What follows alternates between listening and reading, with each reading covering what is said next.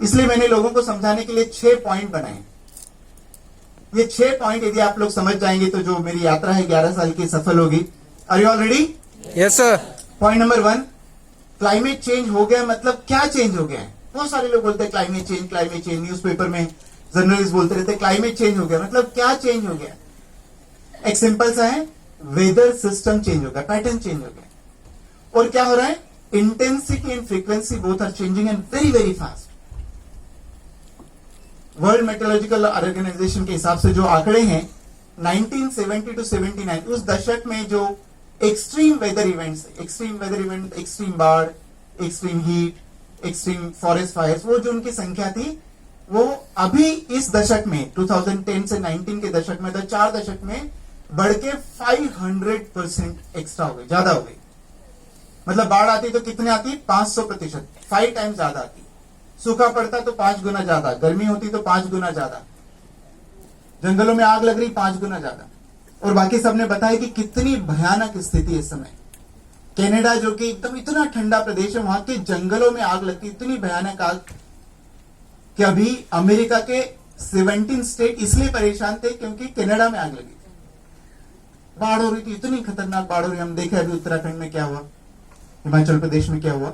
ये सारी विषम परिस्थितियां हो रही है और हमारे आंखों के सामने हो रही है।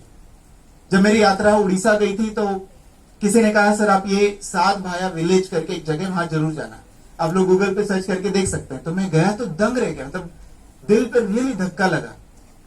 सात भाया मतलब 7 गांव वहां पे हुआ करते थे, अब नहीं है। कहां चले गए गांव?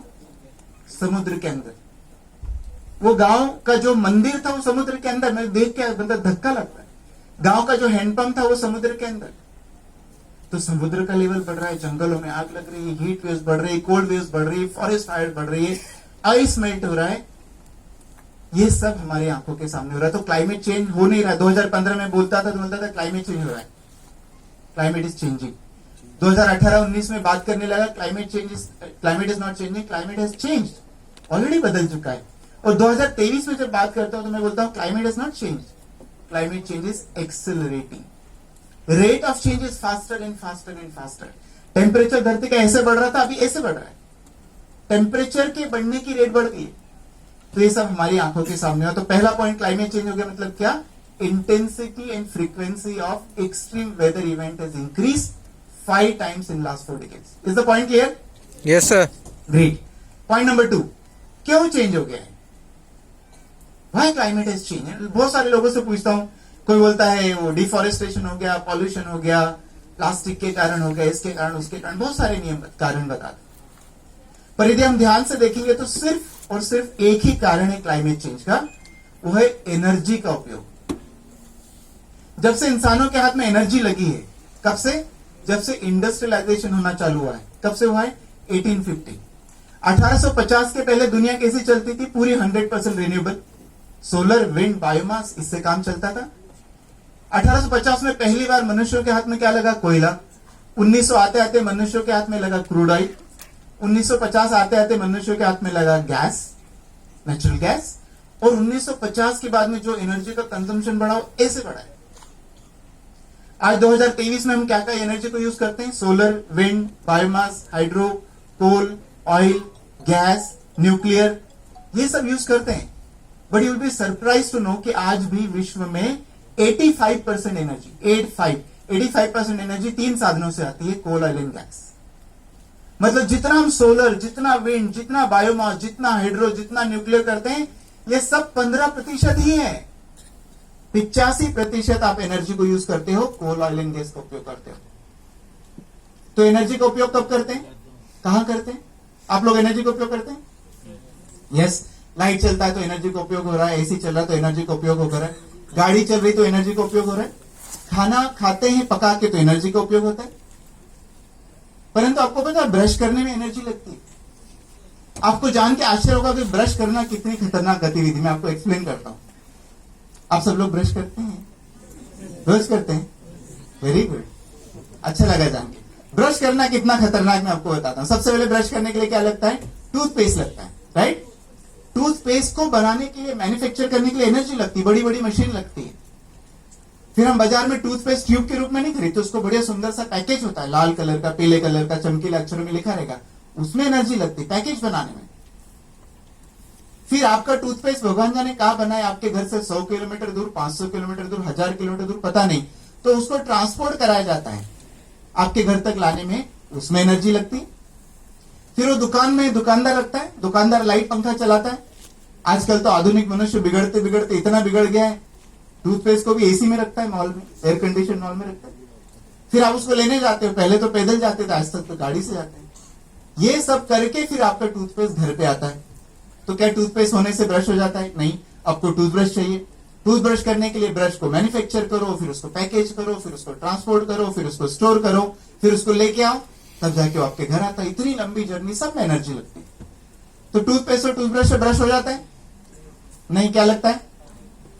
पानी लगता है। पानी के लिए पाइप लगता है, पाइप के लिए लोहा लगता है, लोहे को खदान से पहले माइन करना पड़ता है, फिर जाके पाइप बनता है। साथ में मोटर लगती है, मोटर के लिए मैग्नेट लगता है, मैग्नेट बनाना पड़ता है, फिर उसमें कॉपर वायर लगता है, वो बनाना पड़ता है। फिर टंकी बनाना पड़ती है पानी को स्टोर करने के लिए, उसमें सीमेंट और कंक्रीट लगता है, उसमें एनर्जी लगती है। ये सबसे ब्रश हो जाता है? नहीं। वॉश बेसिन लगता है। वॉश बेसिन क्या होता है? सिरामिक होता है। सिरामिक को 2000 डिग्री सेंटीग्रेड पे मेल्ट करते हैं, तब जाके सिरामिक बनता है, तब जाके अपने पास आता है, तब जाके होता है। ये सबसे क्या ब्रश हो जाता है? नहीं। सुबह सुबह अपना सुंदर सा थोबड़ा देखने के लिए क्या लगता है? आईना लगता है, मिरर लगता है। मिरर क्वार्ट्ज मटेरियल से बना होता है, 750 डिग्री, 600 750 डिग्री पे उसको मेल्ट करते हैं, तब जाके आईना बनता है। क्या ये सबसे ब्रश हो जाता है? नहीं। मोस्ट लाइकली आपने बाथरूम को चारों तरफ से बंद करके रखा होगा, तो आपको लाइट लगेगा, लाइट को जलाने के लिए इलेक्ट्रिसिटी लगेगी, मोटर को चलाने के लिए इलेक्ट्रिसिटी लगेगी। इतना सारा तामझाम करते हैं, तब जाके छोटा सा काम 3 से 5 मिनट में संपन्न होता है, ब्रश करना। सोचो आप दिन भर क्या क्या क्या क्या करते हो, ट्रेवल करना, कपड़े पहनना, खाना खाना, ये करना, उपयोग, सब में एनर्जी लगती है। और 85% एनर्जी कहां से आती है? 3 साधन, कोयला, क्रूड ऑयल और गैस। तो ये तीनों कार्बन से मिलकर बने। तो जब इनको जलाते हैं तो कार्बन डाइऑक्साइड होता है, पेट्रोल डीजल जलाते हैं तो कार्बन डाइऑक्साइड इमिशन होता है, कोयले को जलाते हैं तो कार्बन डाइऑक्साइड इमिशन होता है, किचन में खाना बनाते हैं एलपीजी पे तो कार्बन डाइऑक्साइड इमिशन होता है। कार्बन डाइऑक्साइड कहां इमिट करते हैं हम लोग? कहां करते हैं?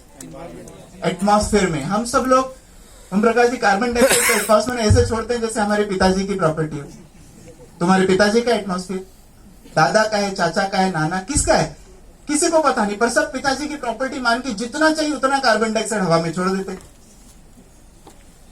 ये कार्बन डाइऑक्साइड को हम क्या बोलते हैं? Green house gas. सुना है सबने? ग्रीन हाउस गैस का काम क्या होता है? Green house effect. Green house effect क्या होता है? गर्मी को पकड़ के रखना। आज में इंसानों के कारण धरती के वातावरण में 50% एक्स्ट्रा कार्बन डाइऑक्साइड, पिछले 800 लाख साल में जो नहीं हुआ, 800 लाख साल में वो अभी हुआ है। मात्र पिछले 100 सालों में क्या हुआ? ये सब एमिशन से धरती के वातावरण में 50% एक्स्ट्रा कार्बन डाइऑक्साइड है। 50% एक्स्ट्रा कार्बन डाइऑक्साइड के कारण 50% धरती की गर्मी को पकड़ के रखने की क्षमता बढ़ गई है। उसके कारण धरती का टेम्परेचर लगातार बढ़ते जा रहा है। आज की तारीख में जब बात करें, धरती का तापमान सामान्य से 1.2 डिग्री सेंटीग्रेड बढ़ चुका है, जो कि डिग्री फ़ारेनहाइट में 2.1 डिग्री फ़ारेनहाइट है। बताओ, इतना तापमान बढ़ना छोटी बात है कि बड़ी बात है? बहुत बढ़िया, बड़ी बात है। 2.1 डिग्री फ़ारेनहाइट, शरीर का तापमान कितना होता है? 97-98 डिग्री फ़ारेनहाइट। मात्र 2 डिग्री बढ़ जाए, 100 डिग्री हो जाए तो क्या बोलते हैं? शरीर को बुखार आया है। धरती का तापमान 2 डिग्री बढ़ गया है तो क्या बोल सकते हैं धरती को बुखार आया? यस और नो? माय गॉड, धरती को बुखार आया है। खुद को बुखार आता तो क्या करते हैं? दवाई लेते हैं, पैरासीटामोल, डोलो 650, सबकी फेवरेट। क्या ऐसी कोई डोलो 650 है जो धरती को दे सकते हैं जिससे टेम्परेचर कम हो जाए? धरती का तापमान बढ़ गया है, जैसे हमें तापमान बढ़ता है तो बैलेंस बिगड़ता है, ठीक से खा नहीं सकते, सो नहीं सकते, पहन नहीं सकते, काम नहीं कर सकते, पढ़ाई नहीं कर सकते। ठीक उसी तरह से धरती भी ठीक से व्यवहार नहीं कर सकती। ज्यादा सूखा, ज्यादा बाढ़, ज्यादा तूफान, ज्यादा आंधी, ये सब ज्यादा हो रहा है। तो कारण क्लाइमेट क्यों चेंज हुआ है? एनर्जी के कारण, कार्बन डाइऑक्साइड एमिशन के कारण। बात क्लियर हुआ सबको? Yes sir. दूसरा पॉइंट, क्लाइमेट क्यों चेंज हुआ है? एनर्जी और कार्बन डाइऑक्साइड एमिशन के कारण। Clear? Yes sir. Point number 3, किसने किया है? क्लाइमेट चेंज किसने किया? सुरेश जी ने भी पूछा था लोगों से, किसने किया क्लाइमेट चेंज? बताओ किसने किया? मैं जिससे पूछता हूं लोग बोलते हैं क्लाइमेट चेंज किसने किया? इंसानों ने किया। मैंने थोड़ी किया है। किसने किया? इंसानों ने। तो मैं बोलता अच्छा आप इंसान नहीं हो क्या? फिर सुधर जाते, बताओ किसने किया? हमने। फिर हम लोगों ने, ऐसा बोलते, थोड़ा सुधर के बोलते हम लोगों ने। वो भी गलत है, क्योंकि हम बोलते हैं तो किसी की जिम्मेदारी नहीं। पर खाना कौन खाता है? मैं खाता हूं। कपड़े कौन पहनता है? मैं पहनता हूं। ट्रेवल कौन करता है? मैं करता हूं। ये लाइट का आनंद कौन ले रहा है? मैं ले रहा हूं। ये चेयर पे, सुंदर से कंफर्ट चेयर पे आप बैठे, मैं आनंद ले रहा हूं। तो ये क्लाइमेट चेंज किसने किया है? मैंने किया है। किसने किया है? मैंने। ये ध्यान से रखना चाहिए। मेरे ख्याल सब लोग बोलते हैं सरकारों को ऐसा करना चाहिए, इंडस्ट्री को ऐसा करना चाहिए। नहीं, मैंने किया और मुझे ही ठीक करना पड़ेगा। और मुझे बड़ा आश्चर्य होता है, मैं देखता हूं दुनिया में एक तरफ हमारा जीडीपी बढ़ते जा रहा है और दूसरी तरफ नेचर डिग्रेड हो रहा है।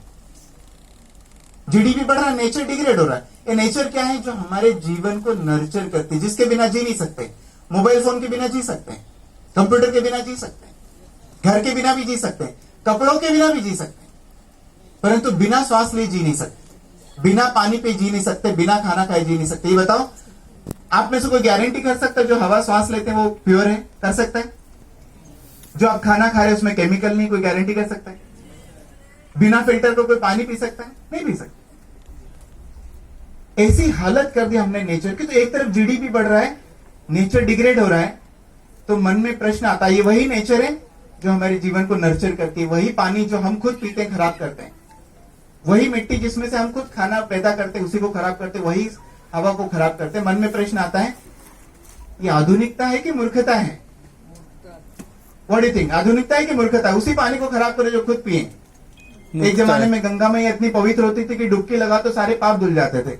अभी जाके गंगा मैया में डुबकी लगाओ तो क्या होता है? 2-4 घर आ जाते हैं। तो ये आधुनिकता है कि मूर्खता है? मूर्खता है। मूर्खता है, हाइट ऑफ स्टुपिडिटी। ऐसे कैसे करते हैं, उसी को खराब करते हैं। तो नेक्स्ट प्रश्न है, मूर्ख कौन हुआ? Who is stupid? मैं। कौन है मूर्ख? मैं। हाँ, ये जोर से बोलना चाहिए। कौन है मूर्ख? मैं। अच्छा, जो नहीं बोल रहा है इसका मतलब ये नहीं कि वो मूर्ख नहीं है। बेचारे शर्मा के बोल नहीं पाते। अभी तक तो अपने आप को बहुत होशियार समझते थे, आज लगा कि ये तो बड़ी मूर्खता है कि हम उसे का नुकसान करते, अपनी धरती का नुकसान करते जिसमें खुद जीना है। तो क्लाइमेट चेंज मैंने किया है, ये बात को समझना बहुत जरूरी है। अच्छा ठीक है, क्लाइमेट चेंज ठीक। तीसरा पॉइंट हो गया। चौथा पॉइंट, क्लाइमेट चेंज को कब ठीक करना चाहिए? कब ठीक करना चाहिए? When do you should correct it? तुरंत। कब करना चाहिए? अभी। आज और अभी, क्योंकि हमारी घड़ी बताती है। आप लोगों ने सबने आज घड़ी बनाना सीखा। सब लोगों ने घड़ी बनाई है? Yes sir. अच्छा लगा? Yes sir. तो हम सब ने घड़ी बनाई है। घड़ी के हिसाब से 1.5 डिग्री जाने में मात्र 5 साल 355 दिन 22 घंटे 28 मिनट और 56 सेकंड बाकी है। तब धरती का तापमान 1.5 डिग्री बढ़ जाएगा, ग्लोबल वार्मिंग। तो 1.5 डिग्री पे क्या होने वाला है? 1.5 डिग्री पे रोकना चाहिए। हम सब लोग चर्चा 1.5 डिग्री पे क्या होने वाला है? क्या अचानक प्रलय आएगा और धरती पे सब लोग मर जाएंगे? ऐसा कुछ होने वाला है? बिल्कुल नहीं। मैं हमेशा लोगों को बोलता हूं, मंत्री जी हमेशा लोगों को बोलता हूं, चिंता मत करो, इतनी आसान मौत नहीं मिलने वाली। अचानक प्रलय आएगा, सब लोग मर गए। प्रकृति हमको ऐसे नहीं मारेगी। पता है कैसे मारेगी प्रकृति? किसी पिक्चर में खतरनाक विलन होता ना, हीरो को कैसे मारता है? तड़पा तड़पा के। कैसे मारता है? तो नेचर हमको कैसे मारेगी? अच्छे सबको जोर से बोलना चाहिए ताकि आज जब सोने जाओ तो याद रहे ना। जोर से बोलना। नेचर हमको कैसे मारने वाली है? तड़पा तड़पा के। तड़पा तड़पा के, है ना। तो ज्यादा सूखा, ज्यादा आंधी, ज्यादा बाढ़, ज्यादा तूफान, ज्यादा गर्मी, ज्यादा फॉरेस्ट फायर, ज्यादा सी लेवल राइज, ये सब होता है। और किसी को यदि पता नहीं तड़पना क्या होता है तो हिमाचल प्रदेश में जाके पूछो, इतना प्रॉपर्टी का नुकसान होता है। यूरोप में जाके पूछो, कनाडा में जाके पूछो, ऑस्ट्रेलिया में जाके पूछो, ऐसा कोई देश नहीं जहां पे नेचर क्लाइमेट चेंज के कारण प्राकृतिक आपदाएं नहीं आई। तो 1.5 डिग्री पे रोकना चाहिए, इमीडिएटली रोकना चाहिए। कैसे रोकना चाहिए? ड्रास्टिकली और इमीडिएटली। आईपीसीसी एक संस्था, inter governmental panel on climate change, विश्व के 195 कंट्रीज के 3 से 4 हजार साइंटिस्ट ने मिलकर एक संस्था बनाई, आईपीसीसी। उनके हिसाब से हमें क्या करना चाहिए? ड्रास्टिक एंड इमीडिएट चेंज की जरूरत है एनर्जी में। यदि किसी को कैंसर हो गया तो हम पैरासिटामोल लेके ठीक कर सकते हैं? नहीं। कैंसर का इलाज पैरासीटामोल नहीं हो सकता। ठीक उसी तरह से क्लाइमेट चेंज का इलाज पेड़ पौधे लगाना नहीं हो सकता। बहुत सारे लोग समझते नहीं, 99% लोग नहीं समझते। नीति आयोग में भी जब बात करता हूं या मिनिस्ट्रीज में बात करता हूं, वो नहीं समझते। पेड़ पौधे, विश्व पर्यावरण दिवस के दिन सब लोग पेड़ पौधे लगा के खुश हो जाते हैं। नहीं, क्लाइमेट चेंज का इलाज पेड़ पौधे नहीं हो सकता। क्लाइमेट चेंज का इलाज प्लास्टिक फ्री, प्लास्टिक ये करना नहीं हो सकता। एक ही इलाज है। कैंसर को यदि ठीक करना है तो कैंसर की रूट को हटाना पड़ता है, कैंसर सेल्स को बॉडी से खत्म करना पड़ता है, कीमोथेरेपी